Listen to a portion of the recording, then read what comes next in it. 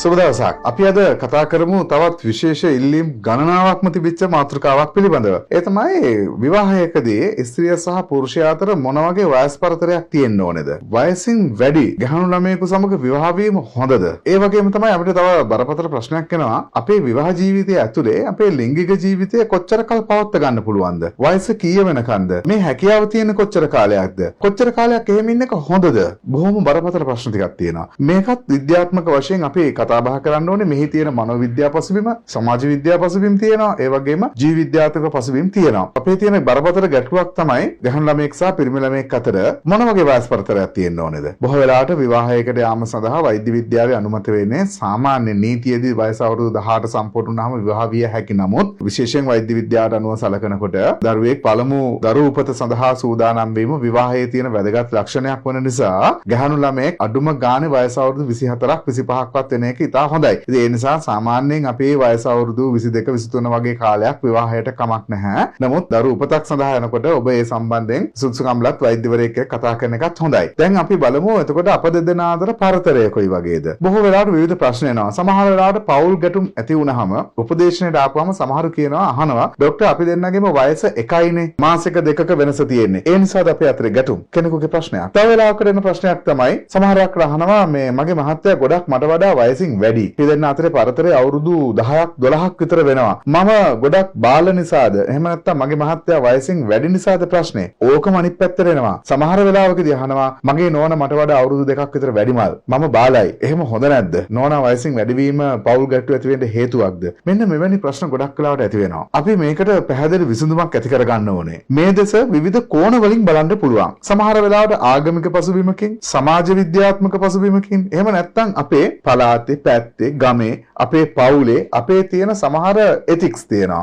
අපි ආරක්ෂා කරගෙන එන අපේ තියෙන මතවාද සහ අපේ යම්කිසි සංස්කෘතික අංගයන් තියෙනවා. මෙන්න මේවා නිසා මේ සම්බන්ධයෙන් ඇතිවන විවිධ මතවාද විවිධයි. කොහොමදත් ආසියාතික රටක් විදියට ශ්‍රී ලංකාවේ අපි බොහෝ වෙලාවට අනුමත කරන හිතන පිළිගත් ක්‍රමය තමයි ගැහණු ළමයා හැමතිස්සෙම පිරිමි ළමයාට වඩා බාල විය යුතුයි. වයසෙන් අඩු වෙන්නට ඕනෑයි කියන එක. පොඩි මතයක් තියෙනවා. සමාන වයස් පරාතයක් ඇතුළතදී, ඒ කියන්නේ ගොඩක් අඩු වෙනසක් තියෙන වෙලාවකදී සතියක දෙකක මාසයක වෙනසක් ඇතුව එකම වයසේ අය විවාහ වෙන්නත් එච්චර හොඳ නෑ කියන මතයක් තියෙනවා. වෛද්‍ය විද්‍යාත්මක කොහොමද මේක දකින්නේ? මනෝ විද්‍යාත්මක කොහොමද මේක දකින්නේ? ඔය මතවාද ගොඩක් වෙලාට සමාජ විද්‍යාත්මක හෝ එහෙම නැත්නම් අපේ පවුලේ මතවාදනේ. නමුත් වෛද්‍ය විද්‍යාවට අනුව, මනෝ වෛද්‍ය විද්‍යාවටත් අනුව එය තරම් ගැටලුවක් නෙවෙයි. බොහෝ වෙලාවට අවශ්‍ය වන්නේ මේ දෙදෙනා විවාහ වීමට සුදුසු නීතිමය පිළිගත් වයසේ ඉන්නවද? ඒ වගේම කායිකව සහ මානසිකව ඔවුන් විවාහයකට ගිහින් හොඳ විවාහ ජීවිතයක් ගත කිරීමට තරම් මේරු මනසකින් යුතුද කියන එකයි මෙහිදී ඉතාම වැදගත් වන්නේ. දෙදෙනාගේ වයස් ප්‍රමාණය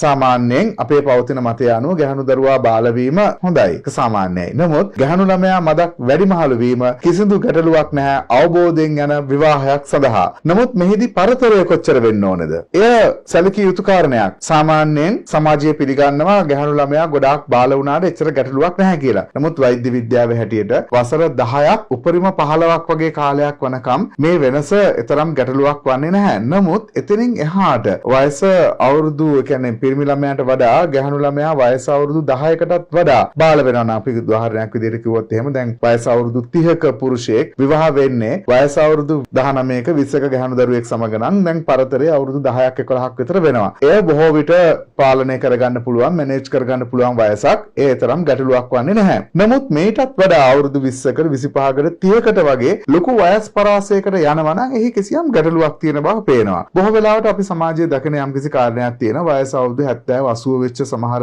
පිරිමි අය වයස අවුරුදු 10 12 සමහර විට ඊටත් වඩා අඩු ගැහණු දරුවන් කෙරෙහි ඇතිවන ලිංගික ආශාව. මේ ගැටලුවක්. බොහෝ වෙලාවට අපි ඒට කියනවා ෆිඩෝෆීලියා, එහෙම නැත්නම් කුමාර කාමුකත්වය කියලා. ඒ තමයි වඩා වයස්ගත වැඩිහිටි පිරිමි හෝ ගැහණු අයට වඩා ලාබාල ගැහණු ළමයි හෝ පිරිමි ළමයි කෙරෙහි ලිංගික ආශාවක් ඇතිවීම මානසික ගැටලුවක්. එය සිදු නොවිය යුතු තත්ත්වයක්. එතකොට එය දෙපාර්ශ්වයටම බලපානවා. ගැහණු කෙනෙකුණත් පිරිමි කෙනෙකුණත් Tamanට වඩා අතිශයින් බාල වයස අවුරුදු 20කට 30කට වඩා බාල දරුවන් කෙරෙහි ඇතිවන ලිංගික ආශාව සුදුසු කාරණාවක් නෙමෙයි. ඔවුන් නිසි වයසට එළමෙන්නටත් පෙර ආතුව ඔවුන් සම්බන්ධයෙන් ලිංගිකව එකතු වෙනවා නම් එයත් ප්‍රතිකාර කළ යුතු නීතියටත් අසුවන වරදක් වෙනවා. ඒ පිළිබඳව ඔබේ අවධානය යොමු කිරීම ඉතාම වැදගත් වෙනවා. නමුත් ගැහණු දරුවා බාල වෙනවා වගේම වැඩිමහලු වීම පැත්ත ගැන කතා කරොත් සාමාන්‍යයෙන් වෛද්‍ය විද්‍යාවට අනුව ගැහැණු ළමයා වසර අවුරුදු 2 3ක් 5ක් 6ක් වැඩිවීම වීම එතරම් ලොකු ගැටලුවක් නෙමෙයි. නමුත් සමාජ විද්‍යාත්මක වශයෙන් ඇතිවන සමහර ගැටලු ඇති වෙන්නට පුළුවන්. බොහෝ වෙලාවට අපි කියමු ඔවුන්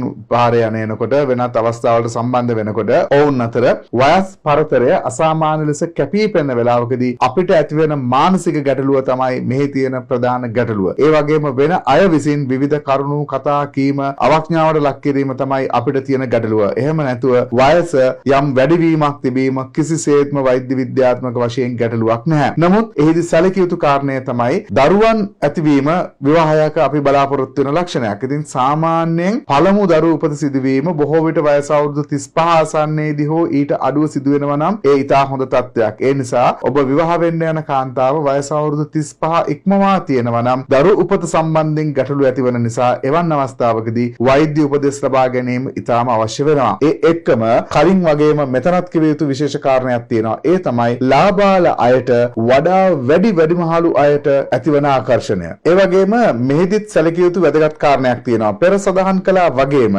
විශේෂයෙන්ම වයසෙන් අඩු ලාබාල අයට Tamanට වඩා වැඩි වයසකින් යුතු වැඩිහිටියන් කෙරෙහි පමණට වඩා ලිංගික ආශාවන් ඇතිවීම ගැටලු සහගත වෙනවා. බොහෝ වෙලාවට අපි දකින කාරණයක් තියෙනවා. වයස අවුරුදු 15 16 19 20 වගේ අය වයස අවුරුදු 60 70 80 වෙච්ච අය කෙරෙහි අසාමාන්‍ය ලිංගික බැඳීම් ඇති කර ගන්නවා. මෙතන අපිට පේනවා කිසියම් ගැටලුවක් තියෙනවා. ඒ වෘද්ධකාමයේ ලෙස එහෙම නැත්නම් එය බ්‍රොන්ටොෆීලියාව වෙනත් ගැටලුවක් ඇති වෙනවා. මක් නිසාද කියනවා නම් පෙර සඳහන් කළා වගේ අවුරුදු 4ක 5ක වගේ යම් වෙනසක් තිබීම මහා ගැටලුවක් ඇති නොවන නමුත් අවුරුදු 20ක 25ක 30ක ඊටත් වඩා වැඩි වයස් පරතරයක් ඇති වෙනවා නම් ඒ ගැටලු සහගත වෙනවා. ඒ නිසාවෙන් මෙන්න මේ ලක්ෂණ දෙක පිළිබඳව ඔබ අපේ අවධානය යොමු කිරීම වැදගත්. මේ ඇතුලේ යම්කිසි ආකාරයක කුමාරකාමුකත්වයක් හෝ වෘද්ධකාමයක් පවතිනවාද කියන එක සලකන්නට ඕනේ. එහෙම නැතුව සාමාන්‍යයෙන් අවුරුදු 10ක වගේ ප්‍රමාණය ඇතුළත වයස් පරතරයක් තියෙනවා නම් ගැහැණු ළමයා හෝ පිරිමි ළමයා දෙදෙනාගෙන් කවුරු වැඩිමහල් වුණාද කියන එකේ ලොකු ගැටලුවක් වෛද්‍ය විද්‍යාත්මක වශයෙන් ඇතිවන්නේ නැහැ. ඊළඟට තියෙන කාරණය තමයි විවාහ ජීවිතය ඇතුලේ අපිට කොච්චර කාලයක් ලිංගික සතුට විඳින්න පුළුවන්ද? ඔබ දෙදෙනාගේ හුස්ම වැටෙන තුරු ඔබට ලිංගික කාර්යය යෙදෙන්නට පුළුවන්. ලිංගික කාර්යය කියන්නේ හුදෙක් ලිංග